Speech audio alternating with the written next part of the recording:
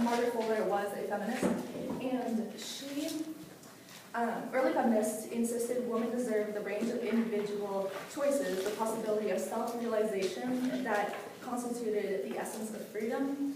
And she grew up with a father who was a Jeffersonian congressman, and with his family wealth, she was allowed to have a private funding for her education and received a really rigorous and helpful education as a child. But when her father died, she had the responsibility of teaching her siblings. She had to teach her siblings all the information that she knew. So this helped start her ideas of preaching, and it helped influence what she would later become.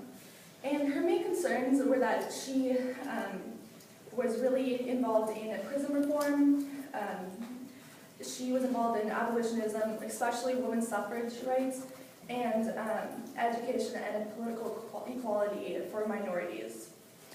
But one of the main contributions that Margaret Fuller had were these conversations that she introduced, and conversations were seminars for women, and they attracted not only the wives of prominent citizens, but they also attracted sympathetic social reformers, and she even had the opportunity to teach Emerson and Thoreau, and as we learned before, Emerson and Thoreau were very prominent transcendentalist leaders at the time in the first half of the 19th century. And this Socratic method, she devoted specifically in her conversations to philosophical questions. She started them by, but instead of leading the conversations only by her thoughts, she started by asking women what they thought of these philosophical questions. So then it allowed for women to have their own opinions on matters outside of their sphere, in the domestic sphere. And then later, after women in these conversations expressed their own ideas, then she would interfere and then pose her ideas on the situation.